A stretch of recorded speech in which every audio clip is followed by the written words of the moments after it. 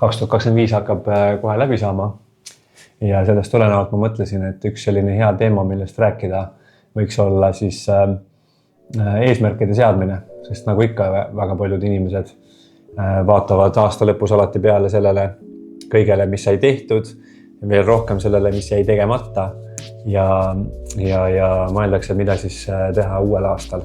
Mida ma nagu võib-olla märganud olen üleüldiselt, et olles nüüd seda tööd teinud peaaegu 8 aastat ja enne seda ka paralleelselt müünud ju USA-s raamatuid ja turustanud LHV pensionifonde ja üldse müügiga kokku puutunud, et siis hästi paljud inimesed, mida me täna oma kontoris ka noorematele nagu õpetame ja räägime, on see, et väga paljud inimesed toimetavad pea laiali otsas või et uisapäisa niimoodi, et nad ei sea endale mitte mingisuguseid eesmärke, olgu siis need suuremad või väiksemad võidud.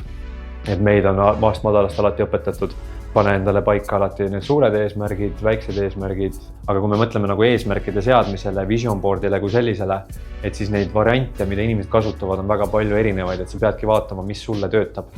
Näiteks osadele inimestele töötab, toongi teistsuguse näite, et mõne inimene ütleb, et ta ei saa raamatuid lugedes, ta jääb magama.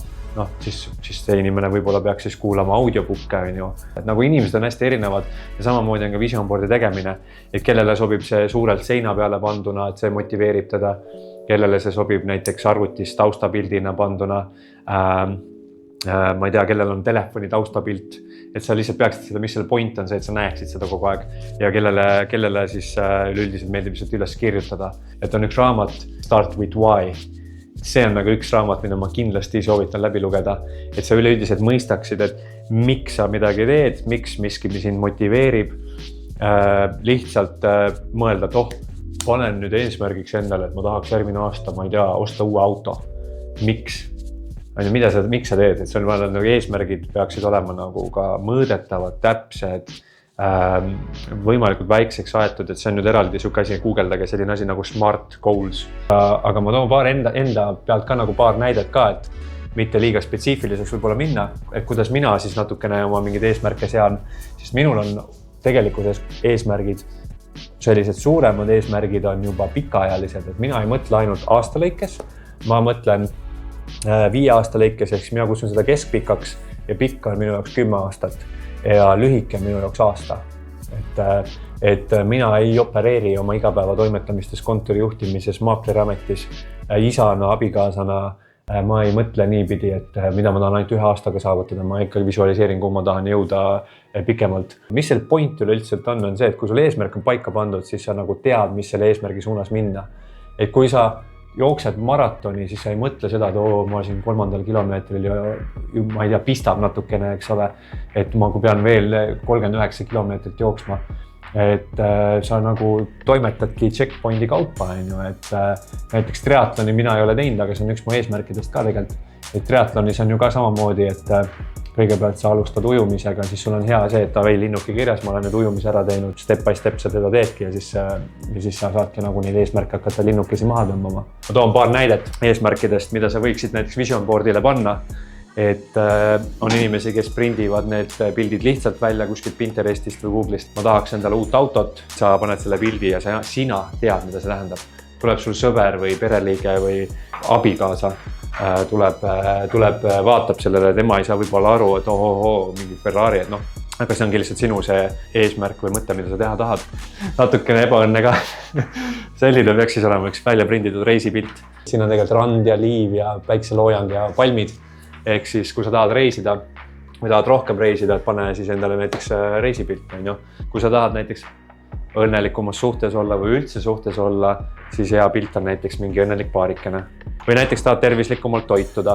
Siis näiteks trenn, kui sa tahad trenni saavutada ja siin mitte lihtsalt, mina ei soovita panna endale eesmärgiks, et ma tahaks uuel aastal hakata trenni tegema, vaid ma paneks selge visiooni või selge eesmärgi, et mitu korda nädalas, mitu tundi nädalas, mis ajal sa seda teed, kas sa käid hommikuti või on sul selline töö, et sa saad lõunal käia või on selline, et sa pead õhtul käima. Ma panen siia, proovin seda siia mahutada vahele, et kuidagi niimoodi, et need jäävad mõlemad siia. Järgmine näide on siis näiteks, kui sa tahad uut kodu vahetada, siis helista mulle esimese asjana, eks ole, aga tegelikkuses siis tahad sa uut korterit, suuremat korterit või investeeringut, tahad näiteks esimese korteri osta, välja üürida, hakata investeerima. et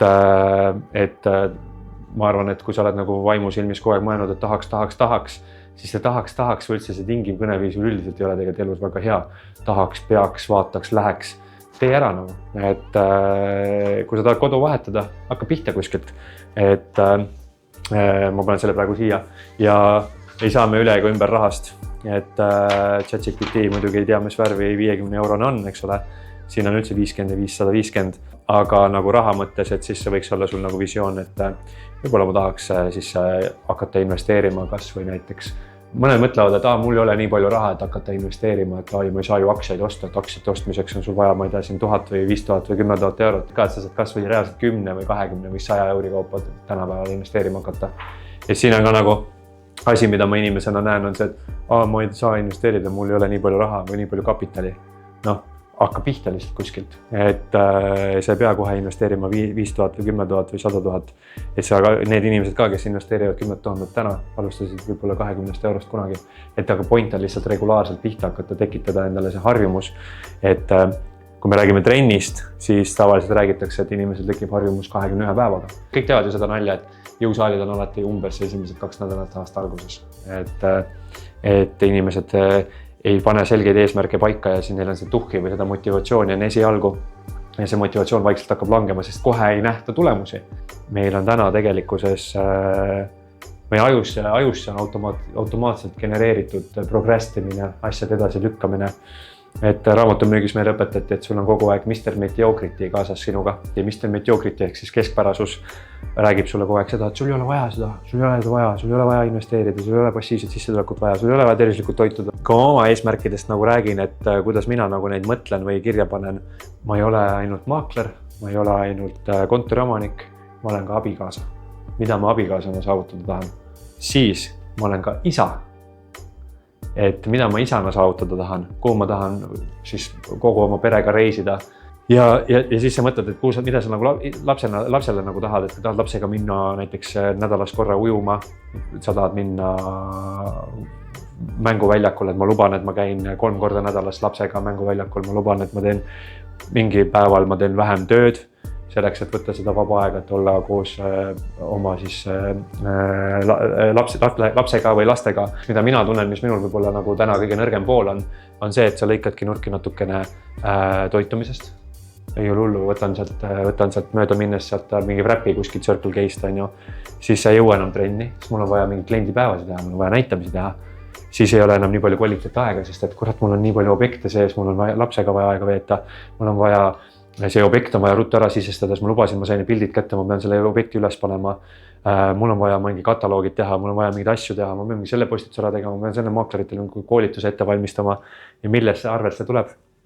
See tuleb abikaasaga ajaveetmise arvelt ja lapsega ajaveetmise arvelt. Guilt trip, nagu sul on selline süütundega käid iga päev ringi. Et aga mida see tähendab? See tähendab kehva planeerimist. Ja kui sa planeerid selle väikesteks jagudeks ka ära, et näiteks, et iga nädal 2 või 3 korda nädalas ma käin lapsega ja käin seal, naisega käin seal. Kolmapäeva õhtul alates 7 on meil date night. Ei ole nii, et ei ole kliendipäevasid, ei ole objekti näitamisi, ei ole mingeid muid segavaid asju, vaid see on see aeg, kus ma veedan aega siis oma siis teise poolega ja me saame päriselt südamele vestlusi pidada. Minu jaoks on eesmärkide seadmine, vision board'i seadmine on asi, mida iga aastaselt teha, endale meelde tuletada, tagasi vaadata. See aitab sul ka olla õnnelik ja tähistada neid siis väikeseid võite ka. Et kui sa tahad näiteks jõuda sinna, et sa ostad mingi superauto, et siis sa ostad ka esimese auto üleüldiselt, et näed, ma sain esimese auto. Sa tahad reisile minna, et sa saad kas või mõelda, et ma sain esimese reisi näiteks, ma ei tea, saartele minna. Nii et see on nagu nende eesmärkide seadmine kokkuvõtvalt, et tee vision board, kindlasti tee, vaata mis sinu peale töötab. Loe see raamat läbi Start with Why ja hakka kuskilt otsast pihta ja pane kirja aasta, 5 aasta, 10 aasta eesmärgid. Et ja väga hea on ajas tagasi minna ja siis on see tänulikkus on üks asi, üks voorus, mis inimestel tihtipeale ei ole nagu kõige tugevam. Ma arvan, mulle tundub, et inimesed ei ole tänulikud pisiasjade üle. Et tasub kirja panna, millele sa tänulik oled.